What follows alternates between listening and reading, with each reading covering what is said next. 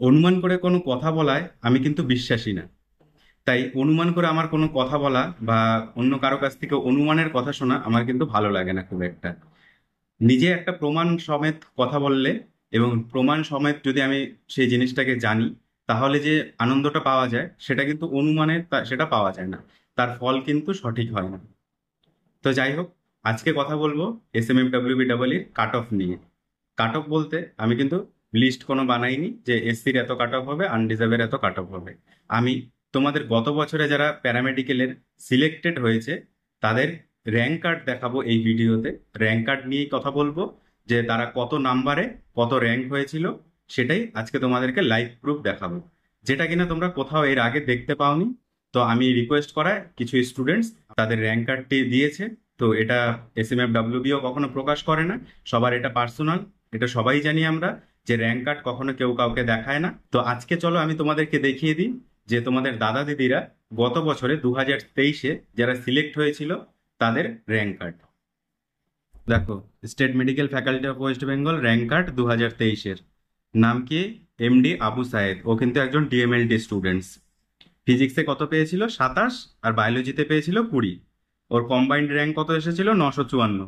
আর category rank কোনো rank আসেনি, কারণ কি ও জেনারেল ক্যান্ডিডেট ছিল, ক্যাটাগরি ওর জেনারেল ছিল।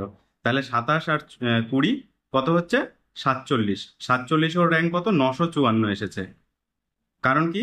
যে ওর বায়োলজিতে নাম্বারটা কম ছিল, ওই জন্য র্যাঙ্কটা একটু পিছিয়ে গেছে। এটা হচ্ছে MD আবু সায়েদের র্যাঙ্ক কার্ড। ও কিন্তু একজন DMLT স্টুডেন্টস, গভর্নমেন্ট মেডিকেল কলেজের। তারপর দেখো আবুল কালাম আজাদ। ও কিন্তু একজন DMLT স্টুডেন্টস। ও কত পেয়েছিল ফিজিক্স কেমিস্ট্রিতে? 22 পেয়েছিল। আর বায়োলজিতে পেয়েছে 25। র্যাঙ্ক কত হয়েছে? 937। আর ক্যাটাগরি র্যাঙ্ক মানে OBC এ যেহেতু ক্যান্ডিডেট, OBC এতে র্যাঙ্ক হয়েছে 134। তাহলে ও নাম্বার কত পেয়েছে?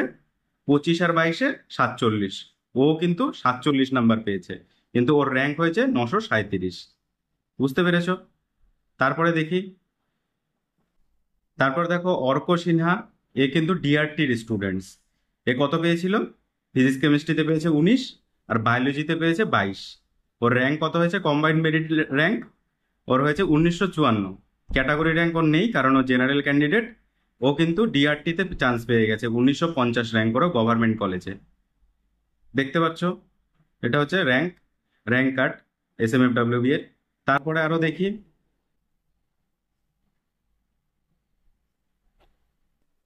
তারপর দেখো সফি আহমেদ। ও কিন্তু 2023-এর স্টুডেন্টস, DMLT স্টুডেন্টস। ও র্যাঙ্ক করেছে কত? 890। পেয়েছে কত? ফিজিক্সে পেয়েছে 19। আর বায়োলজিতে পেয়েছে 28। তাহলে ওর র্যাঙ্ক কত হয়েছে? 890। আর ওর কাস্ট কি ছিল? জেনারেল। জেনারেল কাস্ট থেকে 890 র্যাঙ্ক করেছে। তারপর আরো দেখি, আরো কয়েকজনের আছে। তারপর দেখো আরিফ শেখ। আরিফ কত পেয়েছে? ও একজন DMLT স্টুডেন্টস। ও ফিজিক্সে পেয়েছে 18, ফিজিক্স কেমিস্ট্রিতে দুটোতে মিলে। আর বায়োলজিতে পেয়েছে 33। দেখো বায়োলজি 33 পাওয়ার জন্য র্যাঙ্কটা কিন্তু কোথায় চলে গেছে? 540-এ চলে গেছে, কম্বাইন্ড মেরিট র্যাঙ্ক। আর ক্যাটাগরি যেহেতু ওর নেই, ও জেনারেল ক্যাটাগরিতে DMLT-তে চান্স পেয়ে গেছে একদম প্রথমেই। আরিফ শেখ কত নাম্বার পেয়েছে? 18 আর 33, মানে কত হচ্ছে টোটাল? মানে ও কিন্তু 51 নাম্বারেই 540 র্যাঙ্ক করেছে। বুঝতে পেরেছো তাহলে আমি এর আগের ভিডিওগুলোতে কেন বলিনি যে কত নাম্বার তুলতে হবে? এই নাম্বারও কিন্তু পাওয়া যায়। তো এইবার দেখা যাবে, হয়তো একটু বেশি থাকতে পারে, কম থাকতে পারে, কোনো ব্যাপার না সেটা। তো তোমরা, তোমাদেরকে একটাই কথা আমি বলেছিলাম যে 60-এর উপরে নাম্বার তোলো, তাহলে কিন্তু র্যাঙ্ক খুব ভালো হবে। এই জন্যই বলেছিলাম। এবার বুঝতে পারছো পরীক্ষা কেমন দিয়েছো?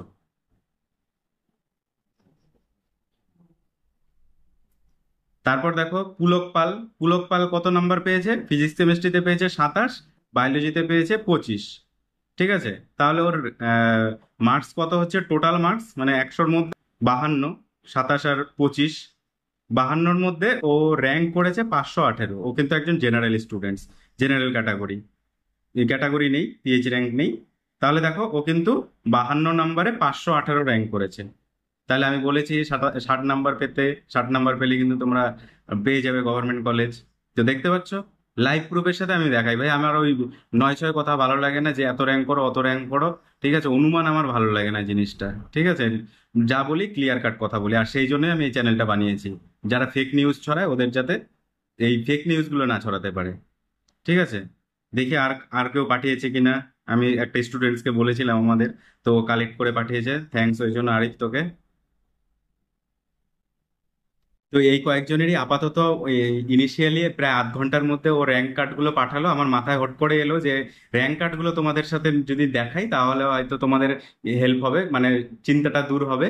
তো সেই চিন্তাটা দূর করার জন্যই লাইভ প্রুফের সাথে র্যাঙ্ক কার্ডগুলো তোমাদের দেখালাম। তোমাদের গত বছরে যে দাদা দিদিরা ভর্তি হয়েছিল ডিএমএলটি তে ডিআরটি তে, তাদেরই কয়েকজনকে দেখালাম। তো ডিএমএলটির আমি স্টুডেন্টস এর একজনের কাছ থেকে নিয়েছি, তো বাকি আরো কয়েকজনের হয়তো পাঠাবে। সেই র্যাঙ্ক কার্ডগুলো আমি কমিউনিটিতে পোস্ট করে দিব, তাহলে তোমরা কিন্তু একটা আইডিয়া পেয়ে যাবে।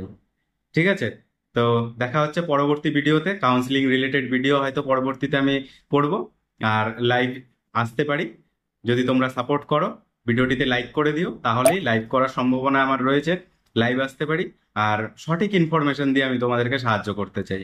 কোনো ভুলভাল ইনফরমেশন বা ভুলভাল আশ্বাস দিয়ে আমি তোমাদেরকে সাহায্য করতে চাই না। এটাই আমি চাই, যে তোমরা একটা সঠিক ইনফরমেশন, সঠিক জিনিস যাতে জানতে পারো।